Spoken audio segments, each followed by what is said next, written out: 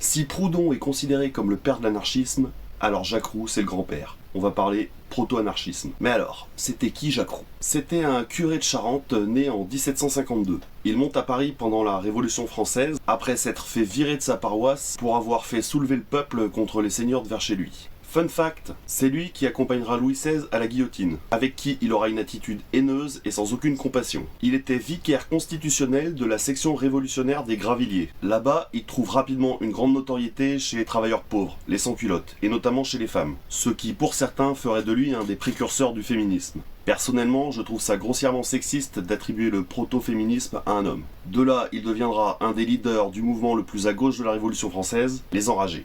Ses idées sont radicales, et elles trouvent une sacrée résonance avec l'anarchisme qui se développera une cinquantaine d'années plus tard. Dans le manifeste des Enragés qu'il prononcera le 7 Messidor en 1, soit le 25 juin 1793, il apportera un certain nombre d'idées. La première loi sociale est celle qui permet à tous les membres de la société les moyens d'exister. La France sort tout juste d'un système féodal, et penser de cette manière c'est très radical. D'ailleurs, l'une de ses phrases, « La liberté n'est qu'un vain fantôme quand une classe d'hommes peut en affamer une autre impunément », sera reprise en substance par Proudhon et Bakounine. La liberté des uns exige l'égalité de tous. C'est clairement une des bases de l'anarchisme. De même, Jacques Roux critique le système représentatif politique. Il dénonce que les députés trahissent toujours le peuple et que la souveraineté doit rester directe. Refus du pouvoir parlementaire et démocratie directe, des thèmes qui seront extrêmement importants pour Bakounine et Malatesta. De plus, les Enragés défendent l'insurrection populaire pour mettre directement la pression sur les autorités.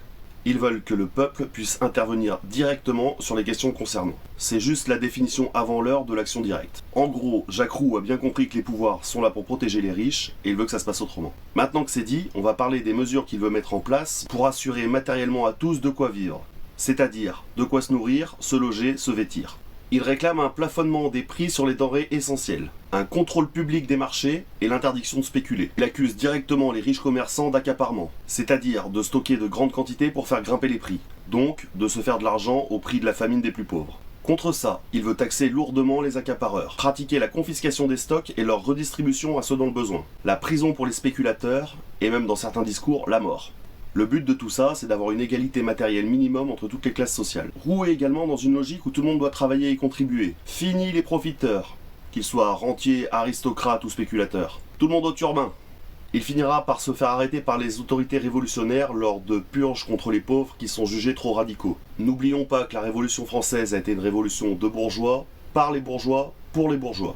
Ils l'enverront au tribunal où il tentera de se suicider, il mourra de ses blessures environ un mois plus tard. Sa radicalité et celle des engagés sera considérée comme les tout débuts de l'anarchisme et du communisme. Certains rendront hommage à sa radicalité, comme une partie des situationnistes en mai 68 qui se feront appeler les Enragés.